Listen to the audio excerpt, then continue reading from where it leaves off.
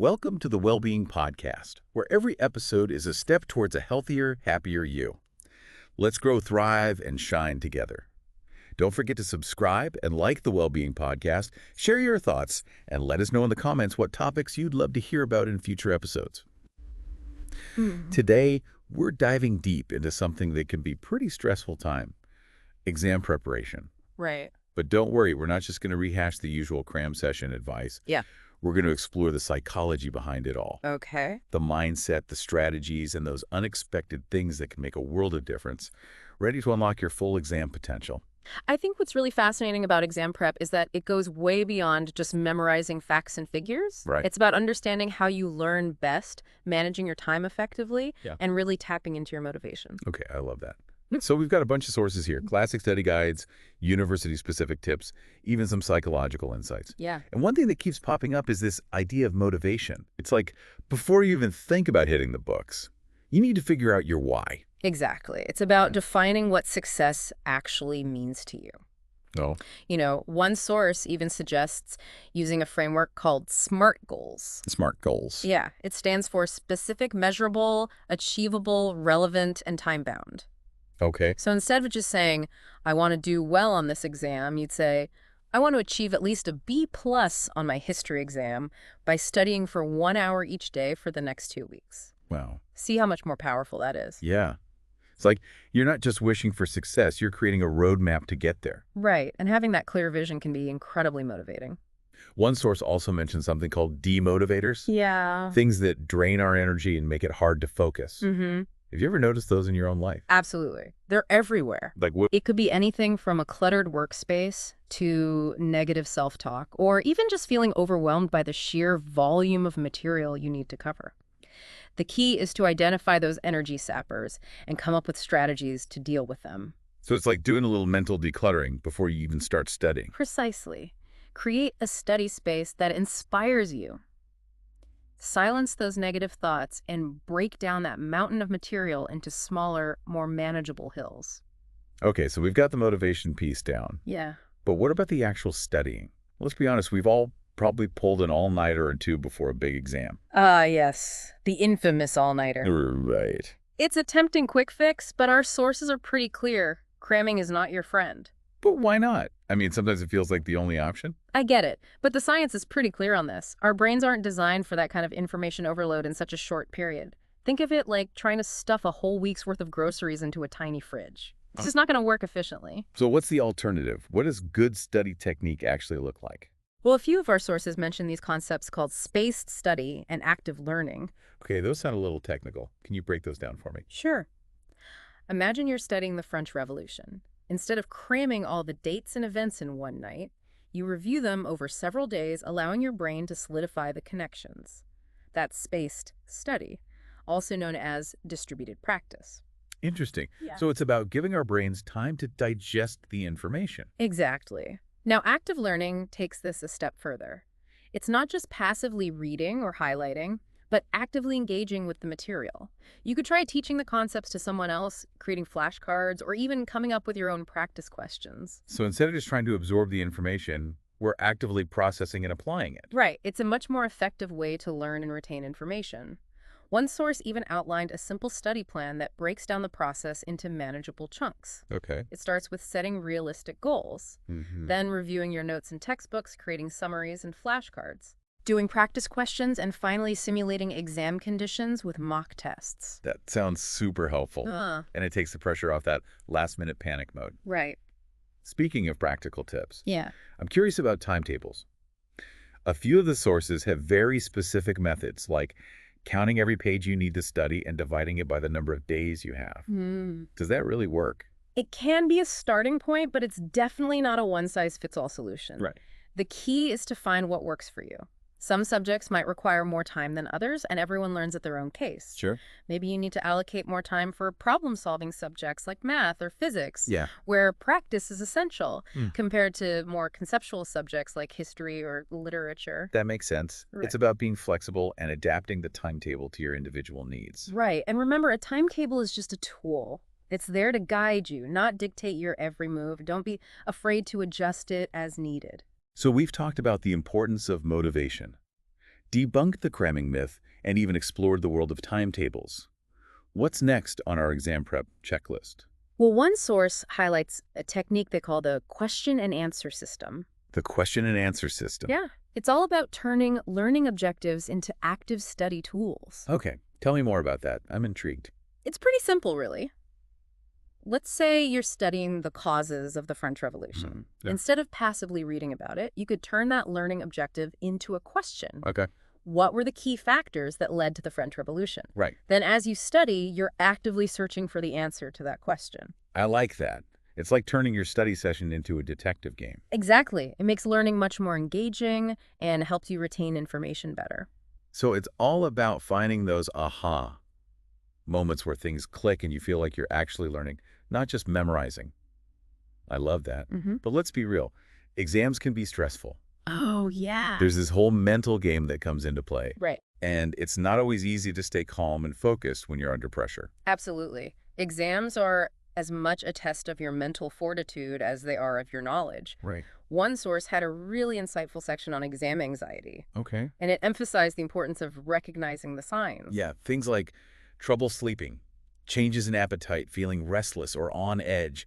It can really sneak up on you. It can. And those are just the physical symptoms. Mentally, you might find it hard to concentrate, you might feel overwhelmed, or even start to doubt yourself. So what can we do about it? How do we manage those pre-exam jitters? One source suggests a technique called thought stopping. Thought stopping. Yeah, it's about catching those negative thoughts before they spiral out of control and replacing them with positive affirmations. So instead of thinking I'm going to fail, Right. you'd say I've prepared for this and I'm going to do my best. Exactly. It might sound cheesy, Yeah. but those positive affirmations can really help shift your mindset. Another powerful technique is visualization. I've heard about that. Is it like picturing yourself succeeding on the exam? Exactly. Imagine yourself walking into the exam room feeling confident and prepared, answering the questions with ease, and leaving with a sense of accomplishment. I like that. It's like giving yourself a mental pep talk. Right. And don't underestimate the power of deep breathing exercises and mindfulness techniques. Just a few minutes of focused breathing can calm your nerves and bring you back to the present moment. Okay, so we've covered motivation study strategies and even tackled the mental game of exams. What else do we need to know to ace those tests? Well, there's a lot more we could dive into. I bet. But I think for now, it's important to remember that exam preparation is a very personal journey. Yeah, what works for one person might not work for another. Exactly. It's about experimenting with different techniques, finding what resonates with you, and creating a study plan that aligns with your individual needs and learning style. Right. And don't forget to celebrate your progress along the way. That's a great point. Small wins can really boost your motivation and keep you going. Absolutely. And remember, exams are just one measure of your learning journey. They don't define you or your potential. That's such a powerful reminder. It is. So as you embark on your exam preparation adventure, focus on the process, not just the outcome. Embrace the challenges, learn from your mistakes, and most importantly, be kind to yourself along the way. I love that. Yeah, it's all about building that resilience and that growth mindset. I completely agree. You know, speaking of different approaches, one source really dives into learning styles, visual, auditory, and kinesthetic. Yeah. Have you ever thought about which one you are? Definitely. I think understanding your learning style can be a game changer when it comes to studying. Yeah. For example, if you're a visual learner, you might benefit from creating mind maps or using color coding to highlight key concepts. Ooh, I'm a very visual person. I love using highlighters and different colored pens. It makes the material come alive for me. What about auditory learners? If you're someone who learns best by listening, Right. you might find it helpful to record lectures and play them back. Or even just talk through the concepts out loud. Some people even find study groups beneficial because they can bounce ideas off each other and hear the information in different ways. And what about kinesthetic learners? Yeah, Those are the folks who learn best by doing right. exactly. If you're a kinesthetic learner, you might benefit from using flashcards, creating models, or even role-playing scenarios. Wow, It's all about engaging your body and your senses in the learning process. I love that. It's like finding the study method that clicks with your brain's natural wiring. Precisely. And speaking of clicking, one source mentioned a really interesting study technique that I wanted to get your thoughts on. Okay. The memory palace technique. Have you ever heard of that? I have. It sounds a little mysterious, though, Yeah. like something out of Sherlock Holmes. Mm. How does it work? It's actually a really ancient memory technique, Oh, wow. and it's based on the idea of associating information with familiar locations. So imagine you're trying to memorize a list of historical events. You could mentally walk through your house and place each event in a different room. Right.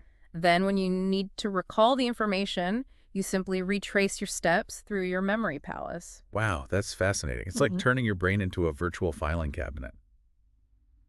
Do you think it works for any type of information? It can be adapted for almost anything. Wow. Names, dates, formulas, even foreign languages. Okay. It's all about getting creative and finding associations that make sense to you. I'm definitely going to have to try that. Yeah.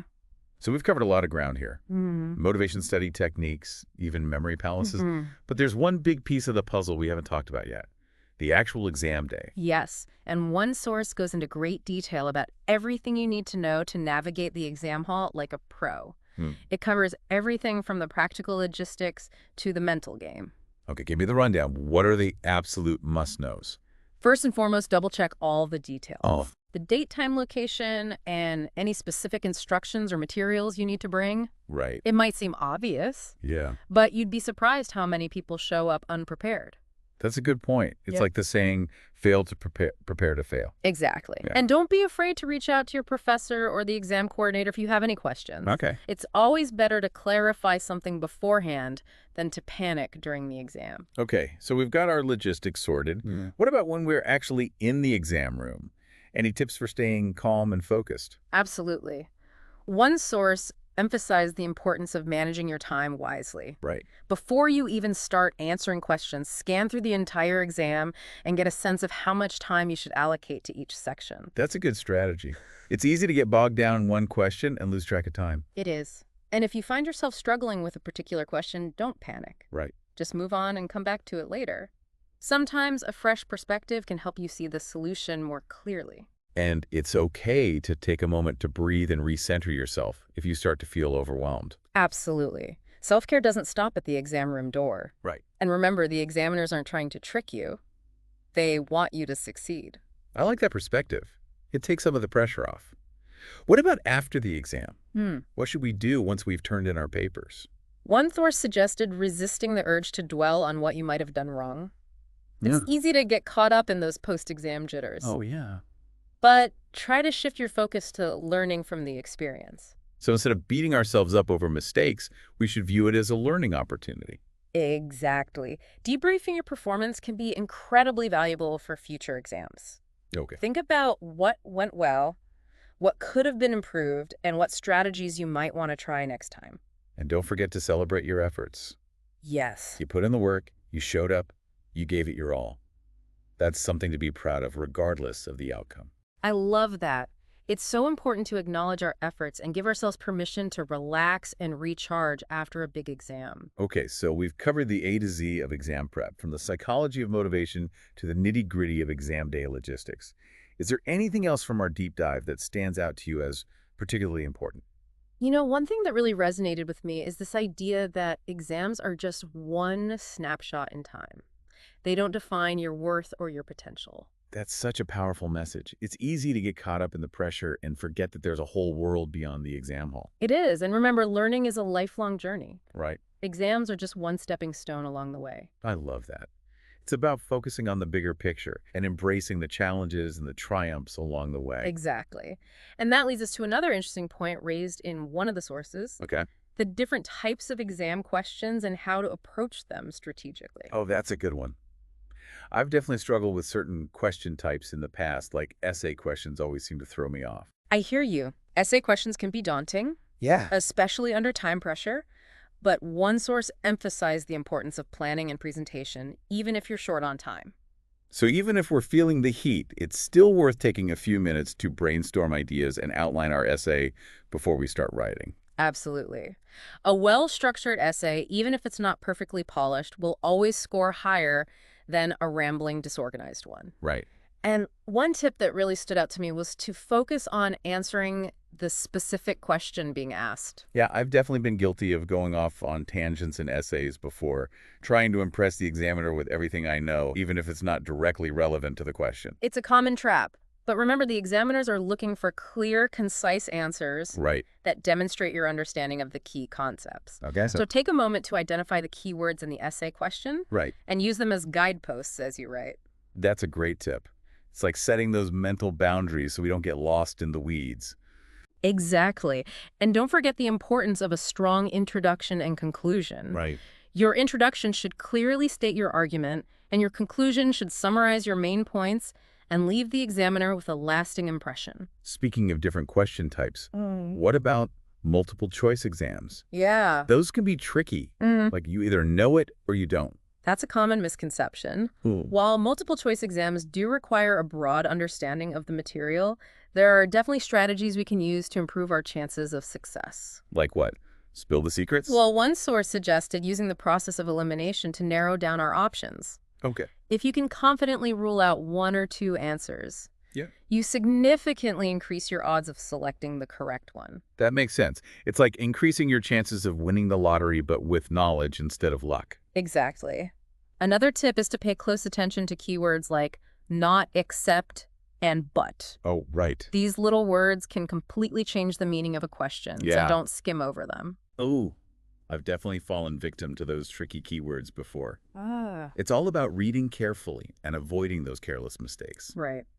And one final tip for multiple choice exams. Okay. If you're completely stumped on a question, don't waste too much time on it. Mark it and come back to it later. Sometimes a fresh perspective can make all the difference. Absolutely. And sometimes just the act of moving on and coming back can trigger something in your memory and help you figure out the answer. Okay, so we've tackled essay questions and multiple choice questions. Yeah. Is there anything else we should be aware of when it comes to different question types? Well, one source had a really interesting section on short answer questions. Short answer. Yeah, which can be a bit of a hybrid between multiple choice and essay questions.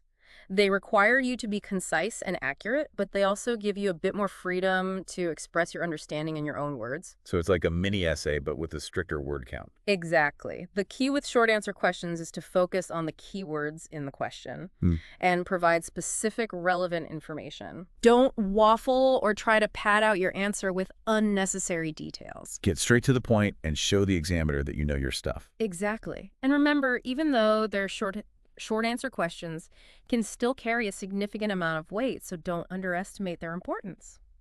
Okay, so we've explored a whole range of question types and how to tackle them strategically. But let's be honest, no matter how well prepared we are, exams can still be nerve-wracking experiences. They absolutely can. Right. And that's why it's so important to acknowledge the emotional side of exams. Right. And equip ourselves with coping mechanisms for dealing with anxiety. Yeah, one source had a whole section on recognizing and managing exam anxiety, and it really emphasized the importance of self-care. It did. Yeah. It's easy to neglect our well-being when we're in the throes of exam prep. Right. But taking care of ourselves is actually essential for optimal performance. It's like trying to run a marathon without proper training and nutrition. You're setting yourself up for failure. Exactly. So make sure you're getting enough sleep, eating nutritious foods, staying hydrated, and incorporating some form of exercise or stress relief activity into your daily routine. Even just a quick walk or a few minutes of meditation can make a world of difference. Absolutely. And don't be afraid to reach out for support if you're feeling overwhelmed. Right. Talk to a friend, a family member, a counselor, or even your professor. It's okay to ask for help. In fact, it's a sign of strength and self-awareness. Absolutely. And remember, you're not alone in this. Everyone experiences exam stress to some degree. Speaking of stress, one source offered some really interesting tips specifically for managing anxiety during the exam itself. Have you ever tried any of those techniques? Definitely. I've found deep breathing exercises to be incredibly helpful for calming my nerves. Just taking a few slow, deep breaths can help slow down your heart rate and bring your focus back to the present moment. I've also heard that visualization can be a powerful tool for managing anxiety. Is that something you've experimented with? Absolutely. One source suggested visualizing yourself successfully navigating the exam, answering the questions with confidence, and leaving the exam room feeling a sense of accomplishment. It's like creating a mental movie of success. Exactly. And it can really help to shift your mindset from one of fear and worry to one of confidence and self-belief. So we've talked about self-care, deep breathing exercises, and visualization. Are there any other in-the-moment techniques we can use to manage exam anxiety? One source suggested using positive affirmations to counteract negative thoughts. For example, if you find yourself thinking, I'm going to fail this exam, Right. you could replace that thought with, I've prepared for this and I'm going to do my best. It's like giving yourself a mental pep talk. Exactly. And it can be surprisingly effective. Our thoughts have a powerful impact on our emotions and our behavior, so choosing to focus on positive, empowering thoughts can make a real difference in how we feel and how we perform. So it's about taking control of our inner dialogue and choosing to focus on thoughts that serve us rather than thoughts that sabotage us. Precisely. Yeah. And remember, even if you do make a mistake or encounter a challenging question, don't let it derail you. Right. Everyone makes mistakes, and it's how we learn and grow. Mm. Just take a deep breath, refocus, and keep moving forward. I love that. It's about being kind to ourselves and embracing the learning process even when it's challenging. Yeah. So we've covered a lot of ground in this deep dive, from the psychology of motivation to practical study techniques, time management strategies, different question types, and even managing exam anxiety. I feel like we've equipped our listeners with a whole toolkit of resources to help them navigate the exam experience with confidence and resilience. I agree. And I think the most important takeaway is that exam preparation is not just about the grade. Right. It's about the knowledge and skills we acquire along the way, the growth mindset we cultivate, and the resilience we develop. It's about embracing the journey, not just the destination. Exactly. And remember, you are capable of more than you think. Believe in yourself, trust the process, and celebrate every step along the way. I love that. It's so inspiring. And on that note, I think it's time to wrap up this part of our deep dive into exam preparation. Sounds good to me. Okay, so as we wrap up this epic deep dive into exam preparation, I'm curious, what's one piece of advice you'd give to our listeners who are maybe feeling a bit overwhelmed by it all? You know, I think the most important thing is to remember that you're not alone. Right. Everyone feels overwhelmed at some point during exam season. Yeah. It's a natural part of the process. It's like we're all in this pressure cooker together. Exactly. And recognizing that can be incredibly comforting. So don't be afraid to reach out to your friends, your family, your classmates, or even your professors for support. Sometimes just talking about how you're feeling can make a world of difference. And remember, all those amazing tips and strategies we've discussed today, you don't have to implement them all at once. Just pick one or two that resonate with you and start there. Right. It's about breaking down the process into manageable steps and focusing on progress over perfection. And don't forget the importance of self-care. Make sure you're getting enough sleep, eating nutritious foods, staying hydrated, and taking breaks to recharge. Absolutely. Your well-being is paramount. It's not selfish to prioritize your health and happiness. In fact, it's essential for optimal performance. So as we wrap up this deep dive into exam preparation, is there one final message you want to leave our listeners with? Exams are just one measure of your learning journey. They don't define you as a person, your worth, or your potential. That's so important to remember. It's about focusing on the bigger picture and embracing the challenges and triumphs along the way. Exactly. So go out there, give it your all, and trust that you've got this. Thanks for diving deep with us on exam preparation. Remember, it's not just about the grade, but the skills and knowledge you gain along the way. Absolutely. Thanks for listening to the Wellbeing Podcast. Take care, stay inspired, and see you next time.